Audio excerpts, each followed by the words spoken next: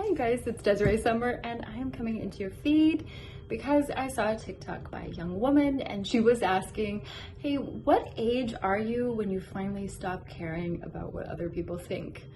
And I know the answer to that, so I thought I would pop in here, right? Because it's the age at which you decide not to let other people's opinions affect or influence you, which I think we would all agree with, right? But the problem is, I think we all make it sound like it's so easy. You just make a decision and then that's it. It never affects you. And I think we have to admit, no matter what age you are, there's always a little bit of a sting when someone has a bad opinion of you or is judgmental of you or things you are doing. So I have 3 tips that I think can really help with that and minimize the impact of that sting. And the third one was mind-blowing for me. So stay tuned for that. So the first tip is this, other people get to have their own opinions, even about you.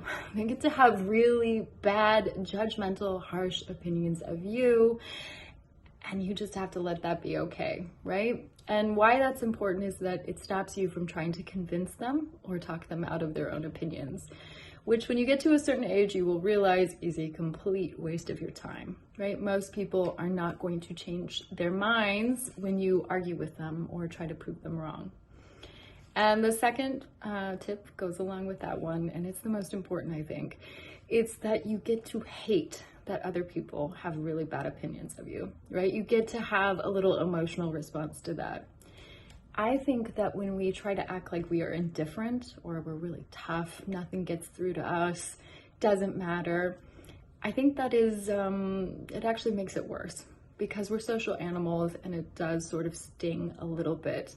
And when we refuse to let ourselves feel that little tiny sting, we actually end up taking it with us and ruminating over it over and over again. And often we end up talking to person after person about what happened and how dare they and who do they think they are and all those sorts of things.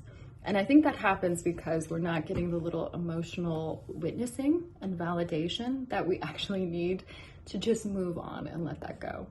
So instead of going up to person after person and saying, you'll never believe what she just said about me, right? If you can just go up to one really good friend who's good at emotional caretaking and say, you know, someone said something and I know it shouldn't bother me, but it really got under my skin, right? It really made me mad or it hurt my feelings. And I just need someone to tell me it's okay.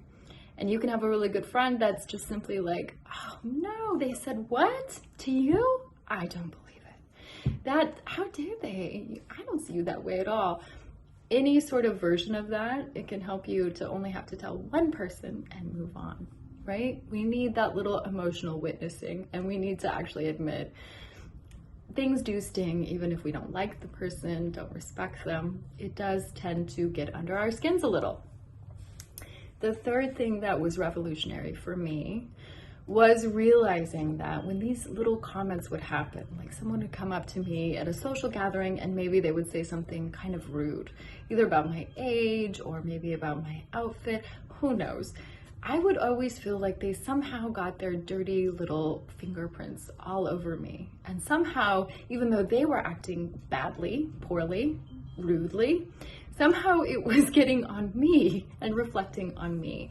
And it always felt like they were somehow taking a little bit of my sparkle and shine away from me, making me a little bit smaller, a little bit less than.